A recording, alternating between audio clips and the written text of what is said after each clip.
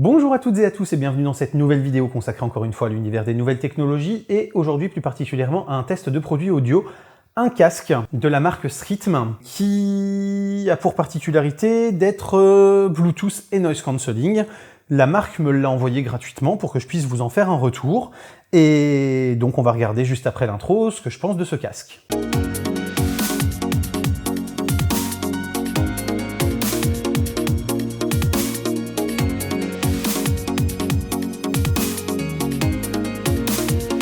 Alors, on va déjà parler de son prix et de sa gamme. C'est l'entrée de gamme de chez Srhythm, donc je ne sais pas si c'est ça qui fait que le test va être plutôt moyen. Je vous annonce tout de suite la couleur en termes d'agrément, on va dire, et de comment je l'ai trouvé ce casque. Parce qu'ils ont en fait une gamme qui s'échelonne de en gros 60-70 € pour celui-là, donc le NC25. Et je crois que ils l'appellent le NC120, le plus haut de gamme, qui doit être autour de 120-130 €. Mais comme j'ai pas eu l'occasion de pouvoir tester et le NC25 et le NC120 pour comparer et voir si leur gamme était vraiment bonne et si leur haut de gamme était meilleur, bah, je vais pouvoir vous parler que de celui-là. Donc déjà en termes de fabrication, les plastiques sont corrects. C'est du plastique mat, donc ça marque un petit peu moins sur les doigts que certains plastiques brillants, etc. Et donc ça évite d'avoir trop de traces de doigts, trop de salissures de visible. En termes d'arceau, il serre pas trop la tête, il est bien, il est plutôt confortable, il n'y a pas trop de pression. Par contre, vous voyez, réglé au minimum alors que j'ai une grosse tête, il arrive déjà bien sur mes oreilles, j'ai pas besoin de le déplier. Donc j'ai un peu l'impression que l'arceau est déjà un petit peu grand et que pour une petite tête, ça sera pas forcément le top du top en termes de confort, parce qu'il risque d'arriver un peu bas et donc d'appuyer un petit peu sur les oreilles.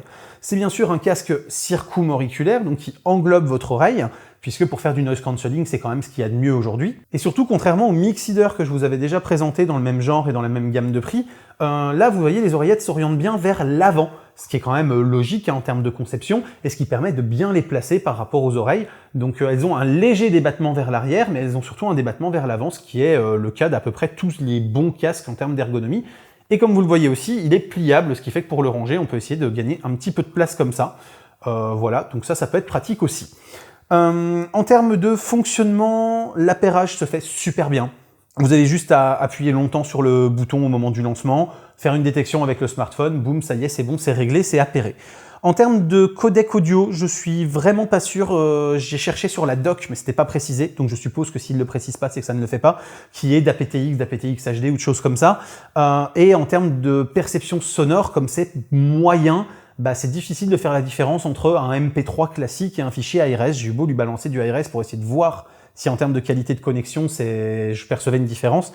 Clairement, il n'est pas capable de me la faire percevoir. Là où sur des casques filaires ou sur des très bons casques Bluetooth qui gèrent le LDAC, j'arrive à percevoir une différence entre un bon MP3 et un fichier ARS. Alors certes, des différences légères, mais quand il y a des harmoniques un peu complexes, des choses comme ça s'entend.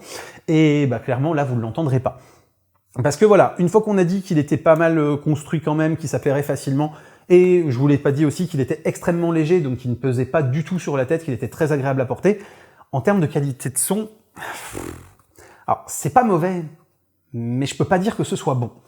La scène sonore est hyper étriquée, étouffée, resserrée, ce qui fait que vous avez l'impression que tout est au niveau de votre tête, quoi. Ça ne respire pas, il n'y a pas d'amplitude, il n'y a pas, voilà, si je compare par exemple avec mon QC25, donc certes qui n'est pas Bluetooth, mais qui est celui que je porte le plus souvent sur la tête pour l'instant, bah, sur une même musique, là où le QC25, j'avais l'impression par exemple que la voix elle était ici, et donc vraiment devant moi, un peu en haut à droite par exemple, j'arrivais à la spatialiser un petit peu, où j'avais les instruments qui étaient répartis autour de moi, etc.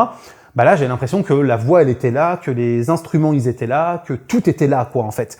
Et au final, ça donne un effet un peu ouais, de bourrage quoi. C'est-à-dire que il y a bien des graves, il y a bien des médiums, les aigus sont hyper en retrait, et surtout ouais, ça bourre de partout. C'est-à-dire que le son est pas dégueulasse.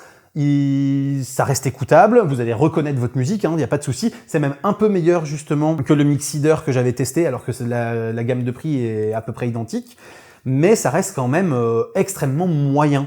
Et c'est pour ça que j'aurais vraiment voulu pouvoir tester un peu le haut de gamme de la marque pour voir si c'était vraiment cette entrée de gamme qui, bah, on en avait en gros pour son argent, quoi, et même pour un peu plus que son argent si je me base par rapport au Mixider que je trouvais être d'un rapport qualité-prix correct. Mais c'est vrai que si vous cherchez vraiment une qualité sonore sur du casque Bluetooth, clairement, il ne faudra pas s'orienter sur ce type de produit. Si par contre, vous cherchez juste à avoir un truc qui vous permette d'écouter de la musique dans de bonnes conditions, avec une autonomie qui reste très correcte, et une qualité d'écoute qui soit correcte en soi, et ben, tout en ayant un confort, etc., et ben, pour le coup, ça peut être un bon rapport qualité-prix à choisir. Après, au niveau du noise cancelling, sincèrement, on est très loin des ténors du genre. C'est-à-dire qu'on est très loin d'un Bose, on est très loin d'un Sony, on est très loin de ce genre de compère. À côté de ça, un Bose, vous avez rien en dessous de 150, 200, 250 balles. Un Sony, on est à 350 €, même si c'est vraiment du très haut de gamme, etc. Donc, à côté de ça, voilà, ce casque-là, il est à 60 balles, quoi. Donc, vous pouvez avoir en plus des promos régulières qui vous permettent de l'avoir moins cher. Donc c'est vrai que là, voilà, un petit peu déçu sur la qualité de son global, même si ça reste un bon rapport qualité-prix, que ça reste écoutable. Et que pour 60 €, si vous avez vraiment pas les moyens de mettre plus, ça peut être une alternative qui reste valable sans aucun souci. Si après j'essaye de finir quand même sur un ou deux points forts, il faut quand même dire que le packaging est pas mal foutu. Alors pas le packaging, l'emballage, parce que une fois qu'on l'a déballé, on s'en fout, même s'il reste sobre et chouette, mais parce que vous avez une housse pour le transporter, vous avez un câble pour le recharger, plus un câble jack pour l'utiliser en filaire si vous le souhaitez. Et vous avez aussi un adaptateur pour l'avion, ce qui va vous permettre de pouvoir le brancher facilement en avion pour pouvoir profiter de ce casque-là plutôt que d'utiliser des casques vraiment de très mauvaise qualité que vous donnent les avions pour regarder les films sur des gros voyages. Et voilà, le noise cancelling, même s'il est moyen, il fait quand même un peu le job, et donc en avion, ça peut particulièrement être intéressant d'utiliser ce type de produit.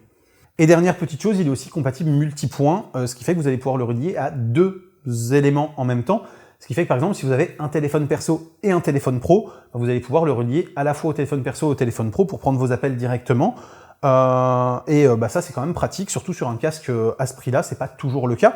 Ou alors vous allez par exemple pouvoir le relier et à votre ordinateur et à votre téléphone pour pouvoir prendre un appel alors que vous êtes en train de jouer sur votre ordinateur. Enfin voilà, le multipoint ça reste quand même quelque chose d'hyper intéressant à mon sens et c'est bien qu'ils aient pu l'intégrer. Donc si je dois résumer mon propos sur ce rythme, rapport qualité-prix correct en fait, on en a pour son argent, mais effectivement aujourd'hui il n'y a pas de miracle, l'audio ça coûte cher, l'audio de qualité ça coûte cher, et donc pour 60 €, ne vous attendez pas à avoir l'équivalent d'un casque à 150 ou 250 ou 350 €, ce n'est pas possible, en tout cas pas à l'heure actuelle. Donc voilà, mais il fera quand même le job, et si vous avez que 60 € à mettre dans un casque, ça pourra largement vous convenir. Sachez aussi que si vous souhaitez en acheter un, vous allez avoir un code de réduction sur une petite période, on va dire jusqu'à la fin d'année, je crois, ou le début d'année prochaine. Donc vous allez avoir un certain nombre de codes de réduction qui vont succéder sur la vidéo en fonction du moment où vous la regarderez, si vous êtes dans ceux qui la regardent en début de publication.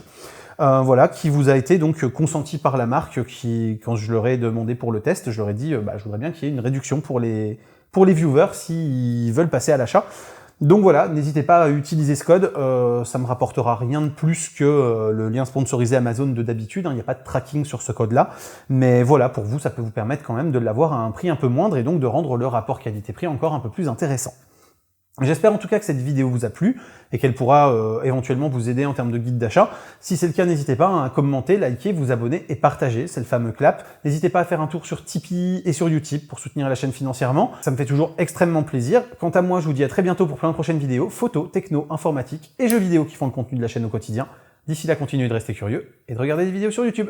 Salut à tous, bye bye.